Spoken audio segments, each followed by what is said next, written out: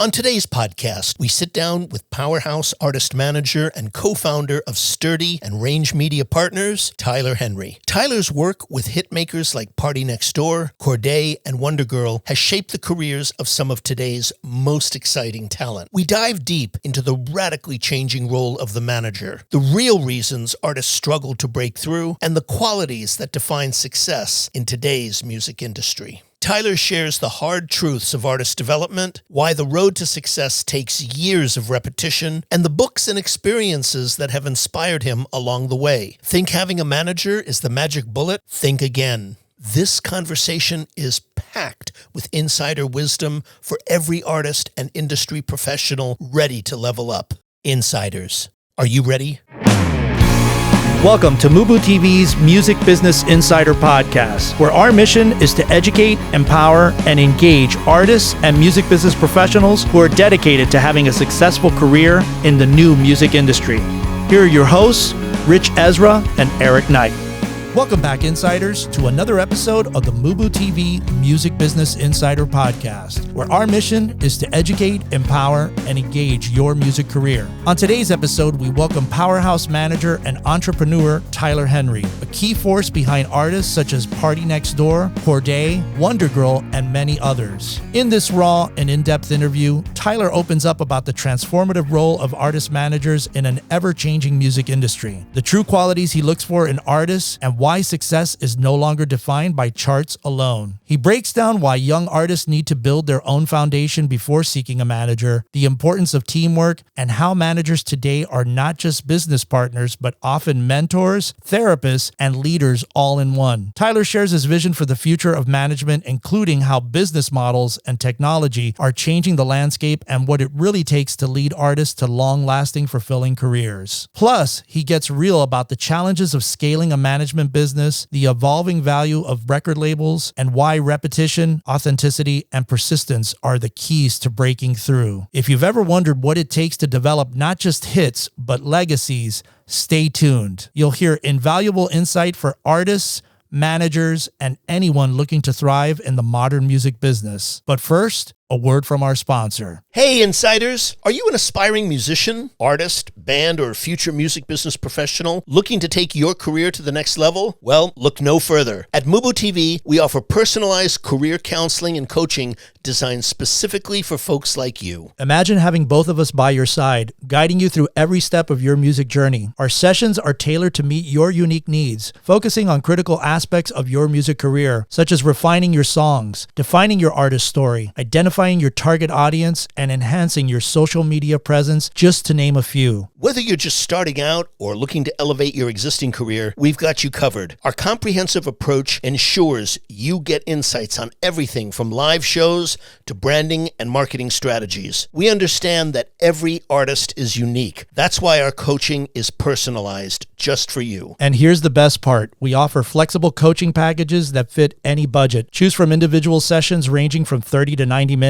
or save with our discounted 4-session packages. Experience custom sessions designed to enhance your music career, with opportunities for greater savings when you choose bundled sessions. Investing in your musical journey has never been more accessible. Imagine the clarity and direction you'll gain after just one session. The feedback on your songs, the strategies to grow your audience, and the confidence to perform live, all tailored just for you. So why wait? Don't let uncertainty hold you back. Join us for your free 15-minute discovery call at book.mubutv.com for a transformative coaching experience that will elevate your music career. That's book.mubutv.com. Hi, this is Shivam Malhotra, founder and CEO of Marston's Media, and you're listening to MUBUTV Music Business Insider Podcast. Welcome back, Insiders. Today's featured guest is Tyler Henry, founder and CEO of Sturdy, an artist management firm, as well as a partner in Range Media Partners. This was a fascinating, in-depth, and exciting conversation, I thought, Eric, on many, many levels. Tyler is a real powerhouse, and this is a very, very, very insightful man who's had a lot of experience in not only managing artists, but in building companies. Right. They're two different things, you know. You can be a great manager, but not, necessarily know how to build build a company. He's done both. And, one of the things that I thought was most interesting about this conversation that he brought up that not many people do, I've only remember one other manager talking about it, which is that not all artists need record labels to be successful. Right. If you remember, Rick Selman spoke about the fact that, he mentioned that factor, which is an unusual, that not all record labels hold the same value for an artist. Right. And it's a very, very interesting, distinct point to be making in conversations like this today, because it's a new kind of point of view. Right. When you look at people like Bad Bunny, Bad Bunny is a worldwide superstar who built his company very successfully on a worldwide basis with his own management firm out of Puerto Rico. They got partners. Right. But it wasn't built in the traditional record label, build model. Even to this day, I believe he goes through the independent system. Right. It's not on a major label, like a Sony or a Warner's. I think Sony owns the company, AWOL, but that's the model that he's using. Right. So it was very interesting. That was something that I thought, is a fascinating concept that a lot of people should think about, that you don't always need a label depending on your style of music. Right. I think it really depends on the artist for sure. Yeah. One of the other areas that I loved about this conversation was the role of managers has changed. And, I've done artist management. Obviously, Rich, you and I have talked about this, that managers have become more vital than ever, driving artist development and often building careers from the ground up before labels get involved. And this is kind of like what you were talking about earlier. I see the manager, the artist is like the president of the company, but I feel like the manager is like the CEO. He's the chief executive officer of the company. He's the one that's dealing with all the spokes in the wheel and kind of reining all of those things and making sure that it's one kind of cohesive unit functioning that's moving forward. And I love that he talked about that, because it's true for a lot of people out there that are thinking that, I need a record label. I think the record label is going to change.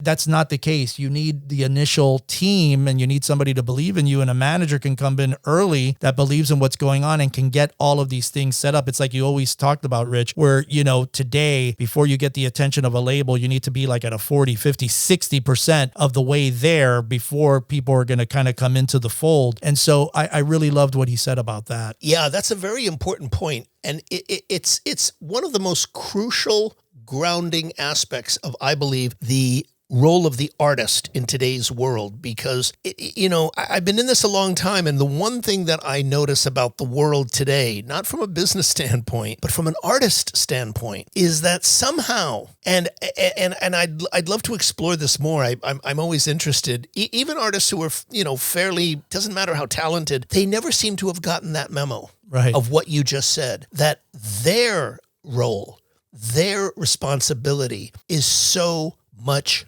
greater today than it was before. Yes. Yeah. It was a faith-based business in the past. And I think the reason why, Rich, that's the case is because people have held on to that for some reason, and it's passed down for whatever reason to generation, to this newer generation, that they think that, the label's going to do it all. All these people are going to do it all for me. And no, today the game has changed, and you need to be, like I say, a jack of all trades and master of them all. And with that, insiders, sit back, relax, and enjoy our featured conversation with Tyler Henry. Tyler, welcome. Thank you for having me. Happy to be here. Thank you so much for doing the show. It is said today that managers are more important in an artist's career than at any other time due to the radically changing nature of the business. Would you agree with this? And if so, why? Couldn't agree more. When you saw the shift of music consumption go from CDs to illegal streaming, then to legit streaming, record labels had to cut costs. Their income and revenue severely went down, and they started cutting in the creative ways just due to survive. And so in that era of, I would say, 2007 to the mid-2010, so 2015, managers had to get really creative, right? It used to be the record labels developed the artist and then would find great managers.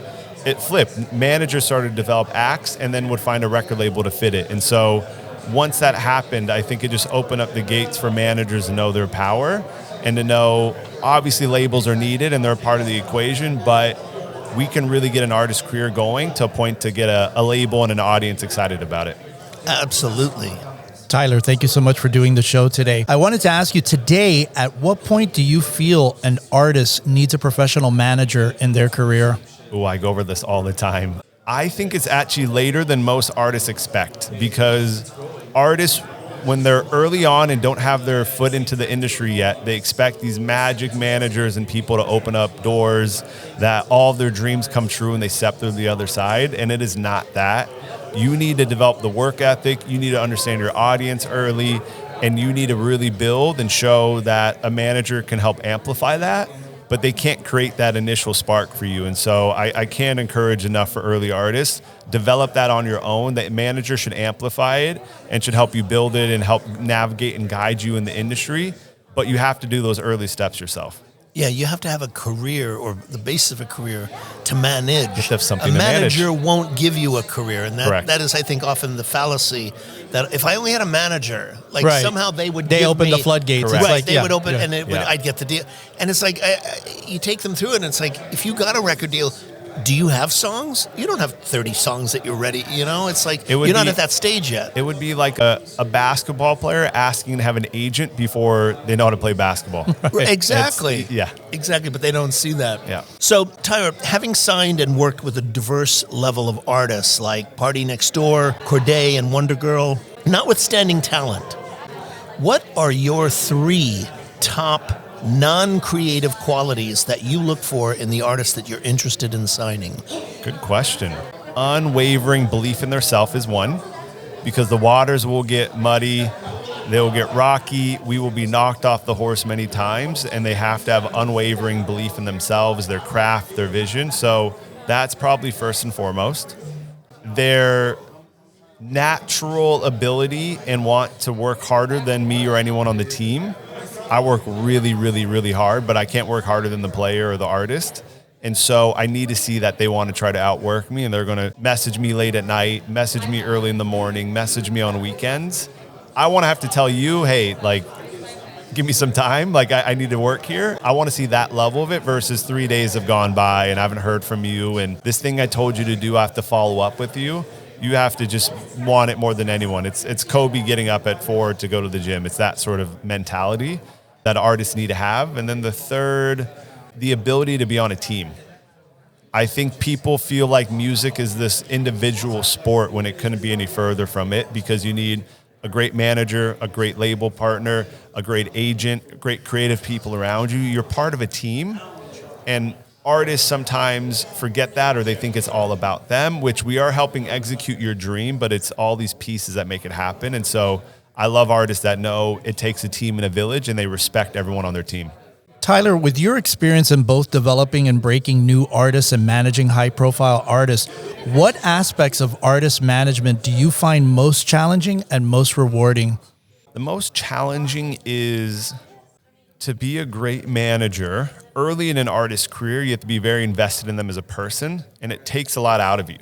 Right. And I heard someone on the panel earlier say, like, we need to make sure we're also taking care of managers, which is true, because you're absorbing all the artist's problems. You're their therapist. A lot of these people may have left home early, don't have a good relationship with family. And so you become all these things for them and have to guide a career. And so, that is probably one of the tougher parts early on. And then as you get bigger, there's this natural need and want to work with more artists. Now we've had success.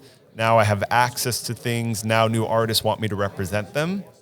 And it's difficult to scale a management business while still having your artists all feel like they're the priority. It gets really tough. And so you have to start to figure out, how do I build a team so that the artist feels like, every artist has to feel like a priority in a management company. Yeah. They can't feel like that person's more important because they sold more tickets this year, or they have a bigger song, so that they're more important. Every artist needs to feel like a priority. And so that's probably the most difficult process when you get later on and you're starting to scale a business. Yeah, it's funny you say that. I remember a conversation with Troy Carter. One of my mentors, love Troy, yes. Troy said the exact same thing about management, and he said it was something he had to learn. Yep. He didn't know. He thought exactly more, bigger, and he said he realized this field It does not, you cannot scale. Agreed. Yeah. You just can't. He said, unless you want to end up being like a Live Nation or a Red Light. Red Light, yeah, I was just Where, gonna where say, you're yeah. going to hire 200 managers, that's different. That's a different business. Yeah. But management, he says, doesn't scale for the reasons that you've been talking about. Yeah. It's too time consuming and it's all encompassing. Yeah. That's to be great absolutely at it, right. To be great Yeah. at it, absolutely. I want to shift onto another aspect in terms of your experience today. Do you feel that artists that are in music need to be more than just in music? I think of like Lady Gaga in movies. I think of Ariana going into, acting and Wicked and so on and so forth. Or even, Donald Glover going into Atlanta and so forth. Do you think they need to be more in terms of what artists are doing today to have careers? Or is that just individual to specific people? Good question. I think it's less specific to film and TV, and it's more broad in you now have a platform and you can speak to an audience.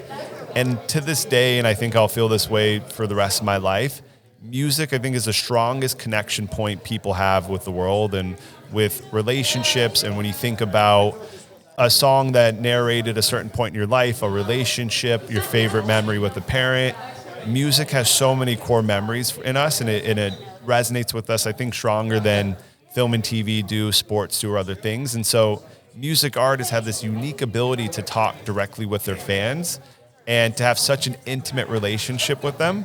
And so whether it's a movie you want to be in, whether it's a new company you want to launch, a product, any of those things, you now have an audience that wants to listen, and you're the most valuable marketing tool to that audience.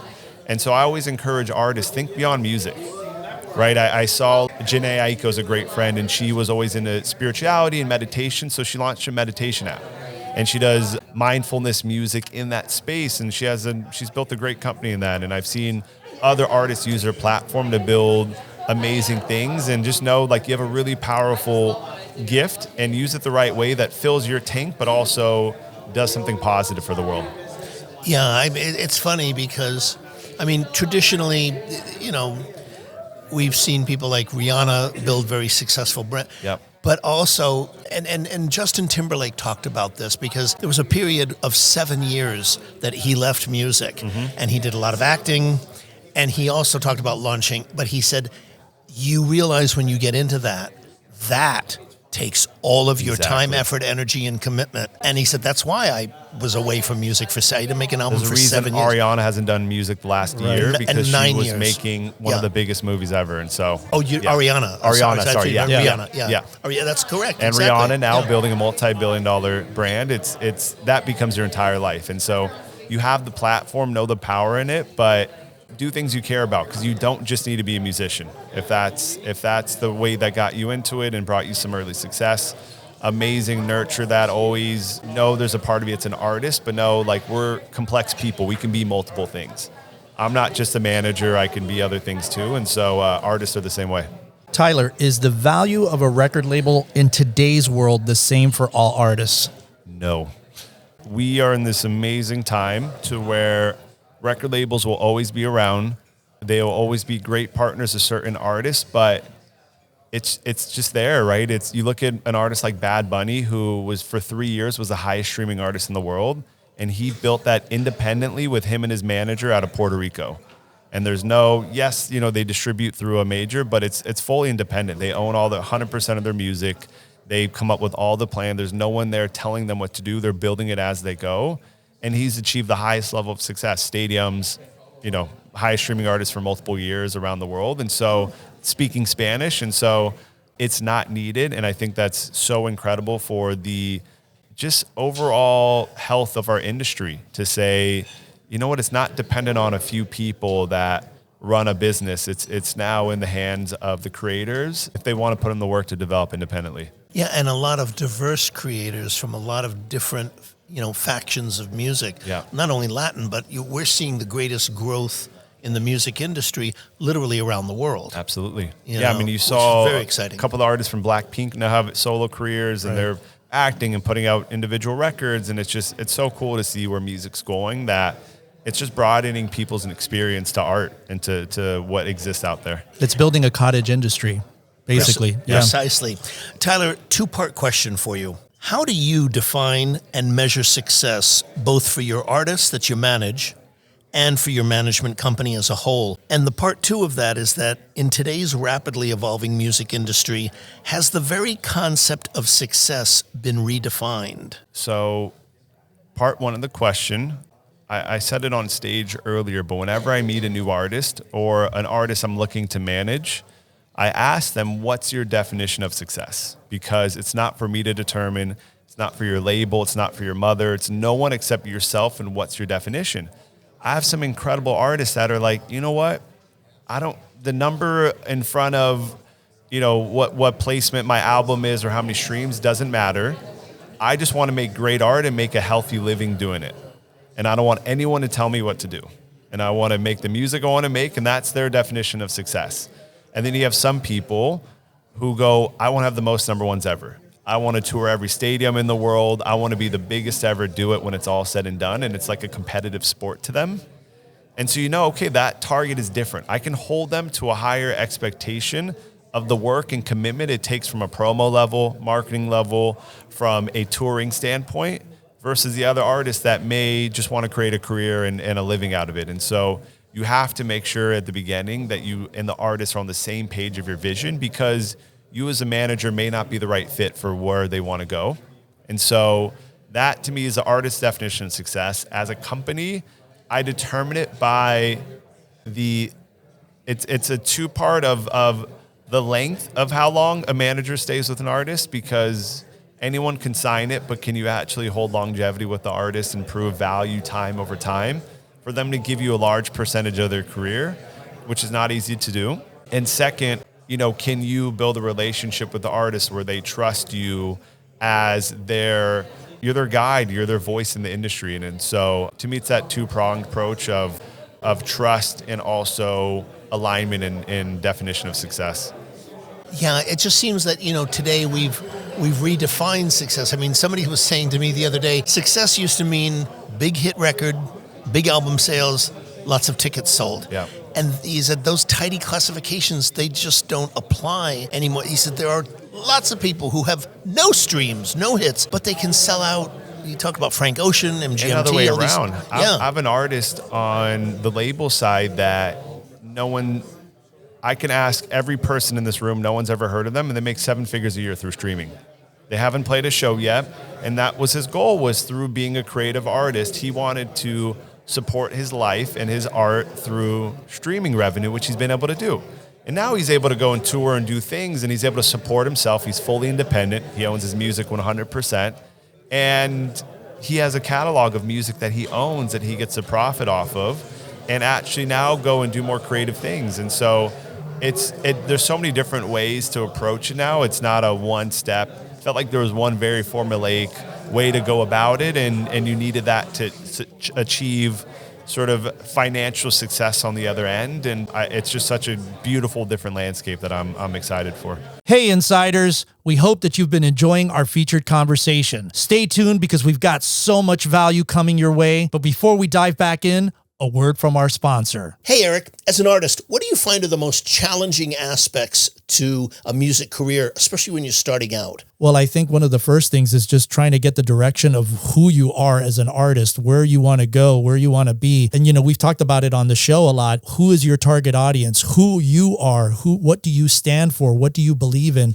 What do you think would resonate with an audience? And so those are some of the things that I would feel being a new artist. Obviously, what I know now is different because I know these things, but for people that are out there like our audience that don't have necessarily any direction to go would be the first things that I would start off with. And having the songs that Absolutely. Incorporate those elements that you're speaking of into it. That's so important today. Yeah, and I think that's one of the reasons why we started MUBUTV and why we started this new consulting service that we're offering to all of our insiders out there, because that is another one of the big things. I mean, that is the big thing, is like having the great songs. That's what it really starts off. Our friend Don Grierson always said, it always starts with a great song. So that's probably, besides putting together what your audience and what your target audience is the single most important thing. Where are your songs at currently today? Are you collaborating with people? Are you trying to go out to networking events where you can connect with other songwriters and stuff like that? So yeah, and what are your strengths? Exactly.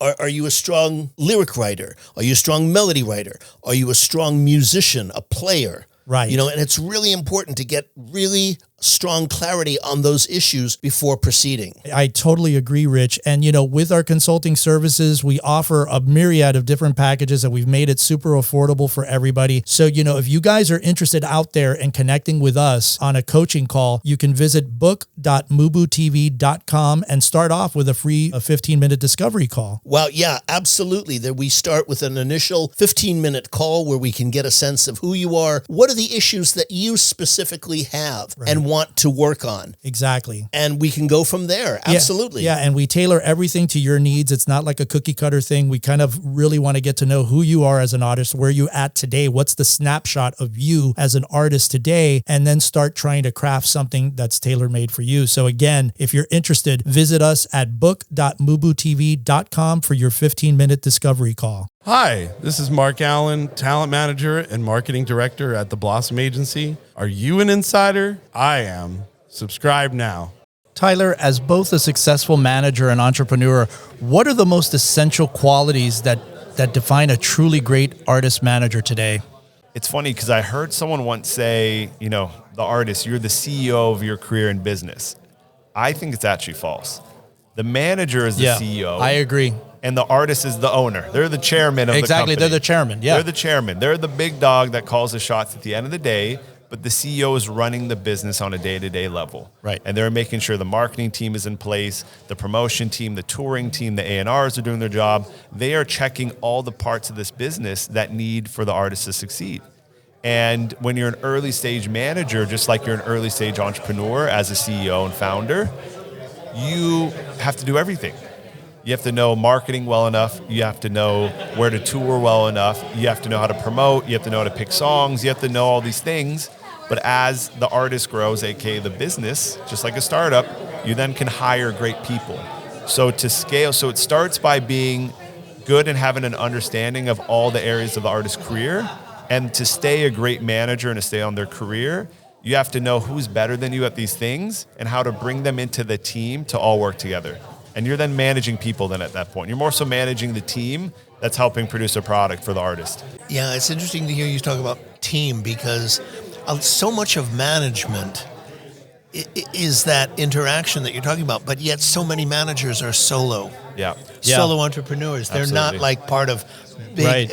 You can sort of name the big teams in the business. Mm-hmm. Most managers are, operating on their own. Yeah. It's I mean, even like when I think of your company, the Range Media. Media. I mean, that's an unusual entity in that And that's why we built that. We built exactly. it so it's Okay. not built around one person, one manager, one executive. It's built by a group of partnerships. And any person that enters a company has the ability to be an equal partner. And I think that's unique to any sort of management company that exists. Usually it's built around one or two people. We all know the great historic names that have had so much success and all credit to them. But we wanted to build a company that we felt like was exclusive and that managers wanted to be at. And us as partners, we're almost servicing the managers and their growth in the industry and helping them versus them just helping us. I personally now only look over 3 artists, but I look over personally that I manage directly. But I look over 100 artists at our division because I'm helping the managers and the teams with the resources and the help and the guidance that they need.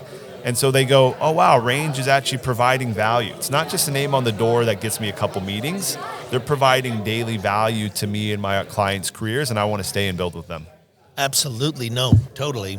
Question for you, you having been on the front lines of so many aspects of this business throughout your life and your career, what do you feel holds artists back from success in their careers? Ooh, bad managers is one. Sort of the other side of the coin when I said we're in this wide open industry that anyone can break through at any moment, which is great for independence and for almost leveling the playing field of how to break in the industry.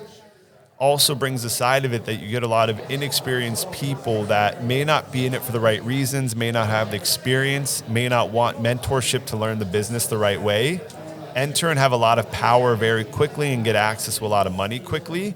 And you see them start to guide the artist incorrectly. And that, I think, has been the hardest struggle the last few years. And so, our response has just been trying to build a company that we feel like actually is providing to them and isn't. We're not trying to take over for you. We're not trying to be the star of the show here. We just want to build a company that managers and artists know they can build within, because you just saw a lot of independent young managers that were misguided and wanted to do it themselves because they saw Scooter and when he was young, and they saw Troy, and they saw all these people that had a lot of success thinking that was their only route, not realizing that when you have a hot artist and everyone wants to work with you, find the best people that match with your vision and build with them, learn with them. If you're a young manager, it's going to be the start of your journey. Why not learn everything from the best people and build their relationships with them? And then from there, if you decide to, you can want to branch out. But I just encourage more young managers and teams, find mentorship. Don't be afraid to work under a bigger manager until you feel like you know the business in and out. Tyler, given your experience co-founding Sturdy and working with, top-tier talent representation firms like Range Media Partners, how do you see the landscape of artist management evolving over the next 5 to 10 years? And what key shifts, whether in business models, technology, artist development, do you anticipate shaping the future of the industry? I think due to the shift in the manager's responsibility of developing and nurturing an artist from the ground up, I think you're going to continue seeing more managers that are a partner in the business with the artist. And so whether they co-own some of the records, whether they're tied into the actual royalties or the publishing, I think you're going to see more of that. I think it's deserved for people that are investing time, resources, and money into something with no return yet. That usually takes, I always say it takes the very least 3 years for an artist to start making any money. And so when you're asking someone to commit their life to you for a position that in theory can be fired at any time, it's tough. And so I'm not recommending artists go and give a manager a large piece of your, masters and your publishing out the gate. Do it just like a normal company would. Have it vest over time. Okay, if you've been with me for 5 years, then that 20% management commission is now 20% ownership in these areas of my business because you've built it with me over a period of time. Do it like just any other investment like you would. So, is that how you guys structure your deals? We still don't know. We still don't. But I think it's going more and more towards that. Yeah, I agree. In the model that we're living in, or the, times that we're living in today, what advice can you offer our listeners who are committed to building professional careers as recording artists? It's going to take repetition, and that's repetition performing. Any chance you have to perform, do it. If it's 4 people there, if it's 100, perform, make mistakes, have 1,000 shows under your belt before that opportunity calls, because you have to be ready. Repetitions with making songs.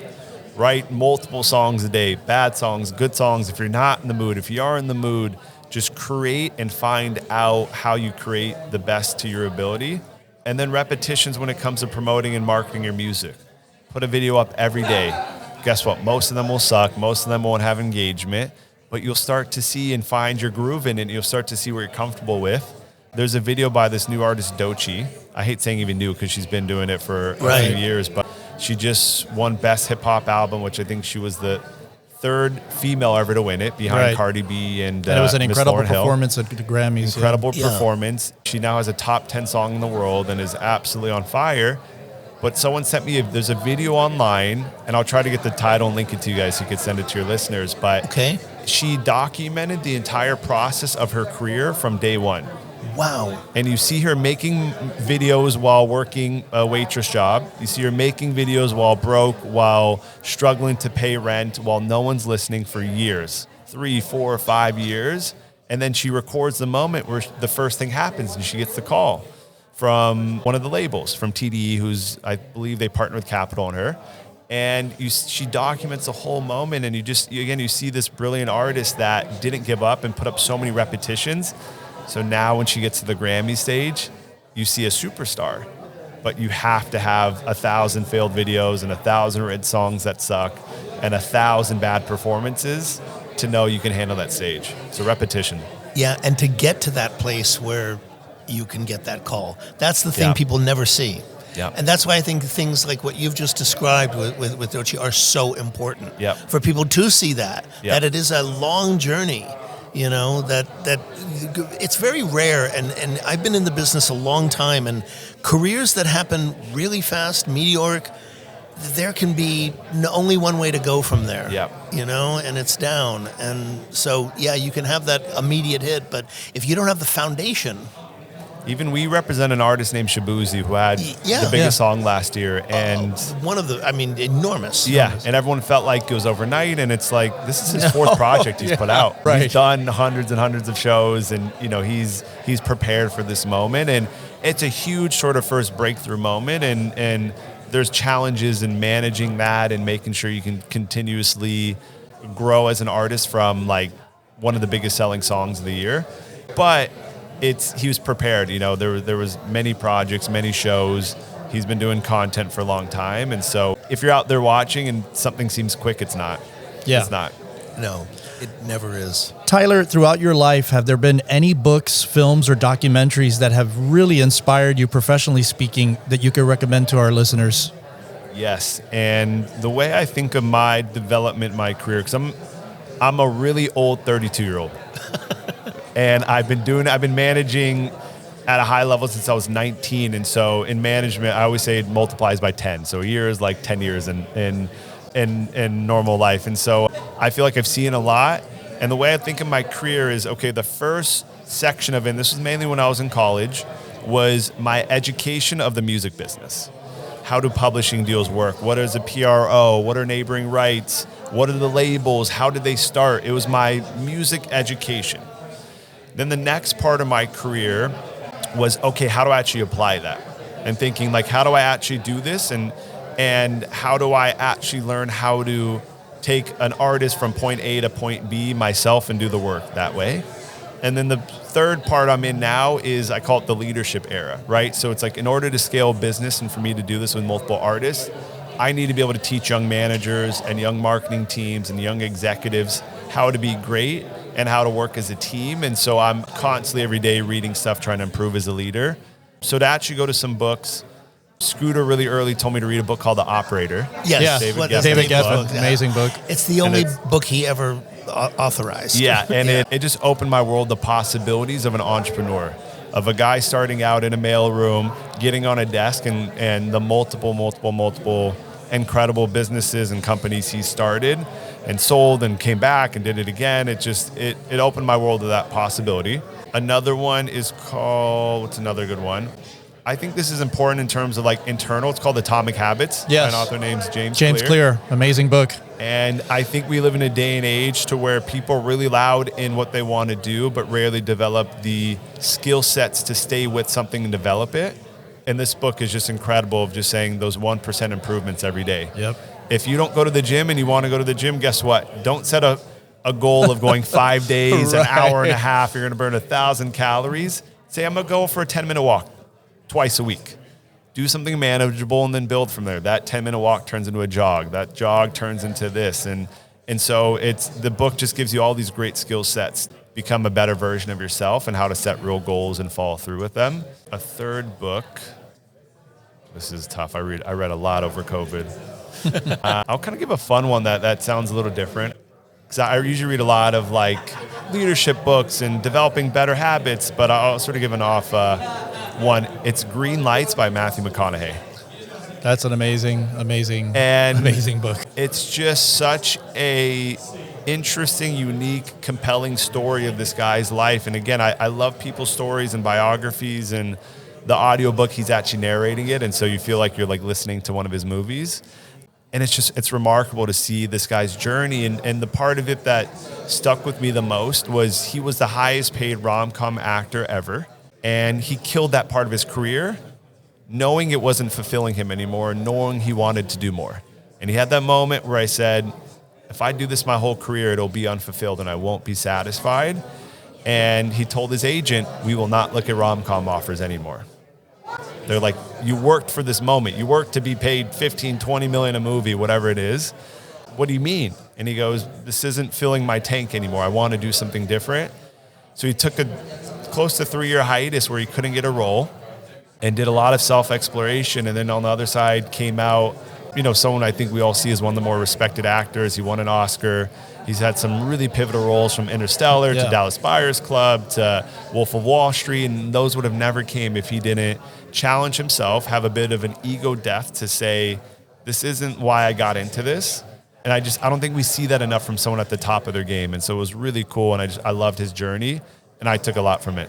Yeah, it's interesting because the one thing that I want to mention about that is that I've seen the interview where he talked about that aspect of his career, and he also mentions that he also, when he did come back, he came back in very, very small movies. Yeah, he got paid nothing for the roles. Paid nothing for the roles, and he did, I think he said 3 of those over a course of a year and a half, 2 years before he got Dallas Buyers Club. Yep. To prove that. But it's that old adage that he talks about, sometimes what has to die. Yep, it's that ego death. Before the new thing can come in.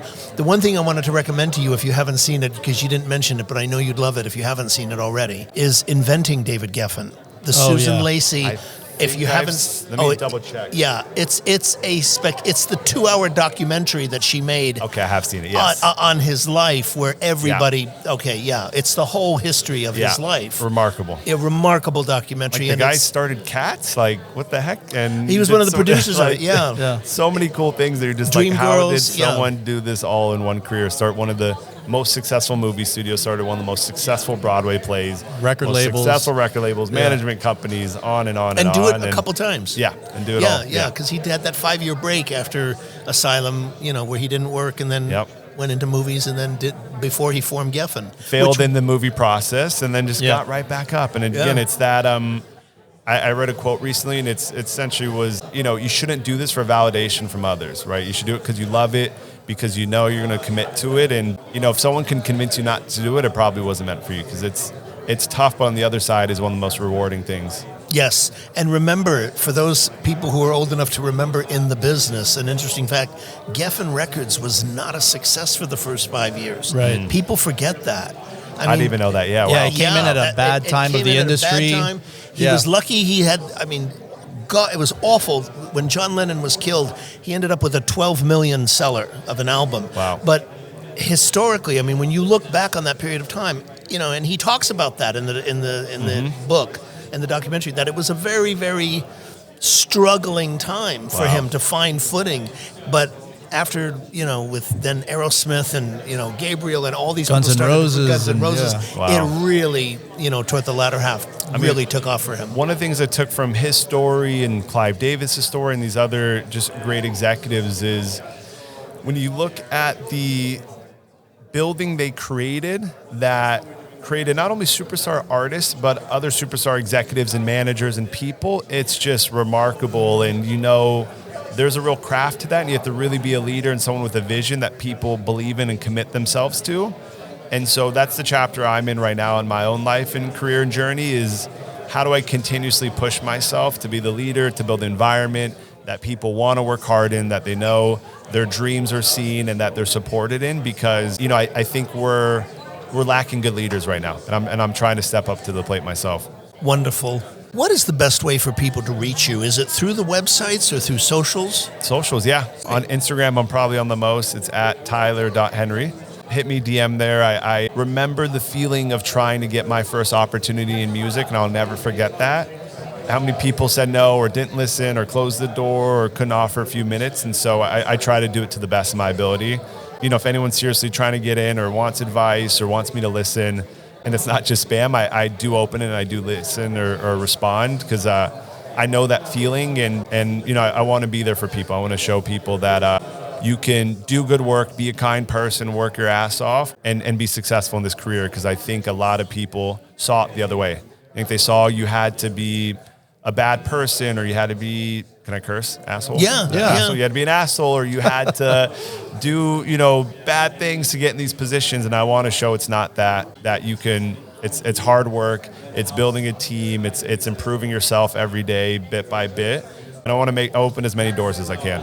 Yeah, that's wonderful. And I love what you said about, building a team and what you talked about in terms of inspiring other executives. Yeah. I had the privilege of working for Clive Davis for 7 years. Oh, wow, yeah. And, and what he's done in terms of executives over Yeah. his career. Oh. Just forget the artists, Yeah. which Yeah. everybody Yeah. knows, but the executives, to your point, it's a very important point. Yeah. Tyler, we want to thank you so much for coming in Tyler. and taking Thank the you guys time for to do having me. this. This is awesome. Really, thank you for doing it. We really appreciate it. Absolutely.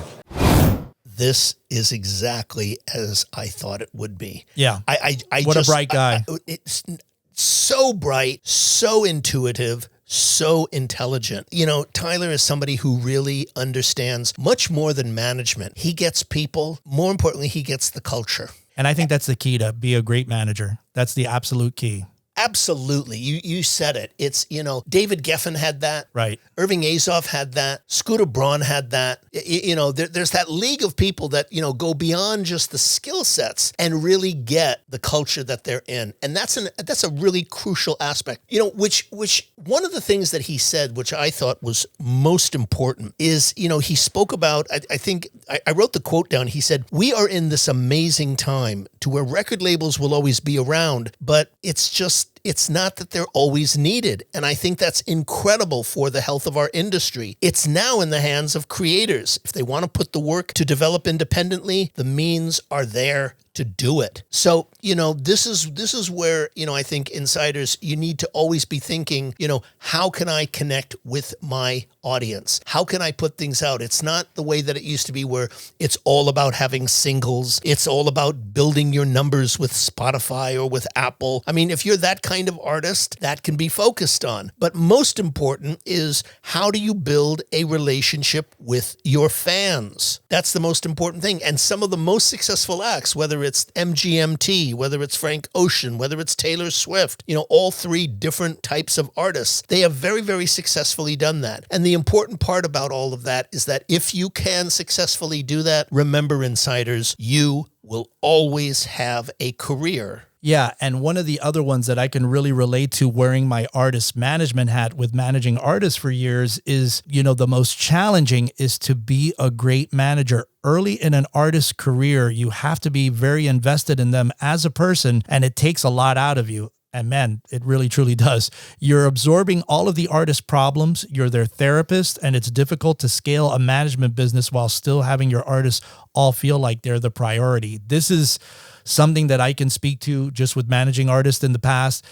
You have to be their therapist, their brother, their sister, their mother, their father, all of these things because of that roller coaster ride that they're going through and trying to build and scale a career. And so this is, again, getting back to what you said at the top of this segment, which was the idea of how he really has a handle. And I do believe that you have to be a people person and you have to know the different types of people that you're dealing with. And that only comes with experience, and it comes with a gift. I mean, that's a gift truly, to have that gift, to know how to react and counter-react and counterbalance what's going on with somebody. So I think it's a real gift, and Tyler definitely has that. Oh, most definitely. And, it's, you get the sense that this is a man who would, no matter what area of the business he applied himself to, would have a very, very, very successful career. Absolutely. Yeah.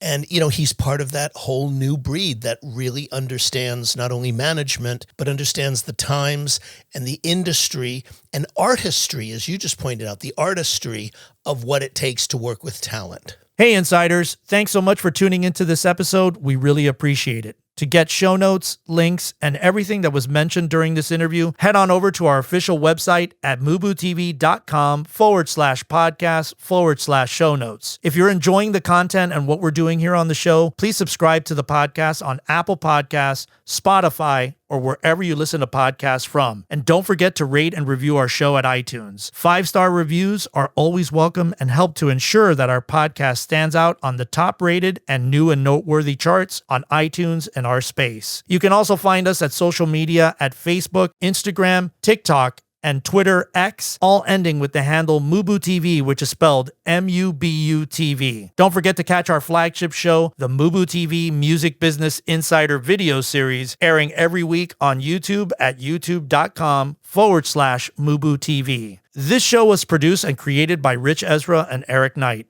Theme music by Disciples of Babylon. And be sure to tune in next week for another episode of the MUBUTV Music Business Insider Podcast.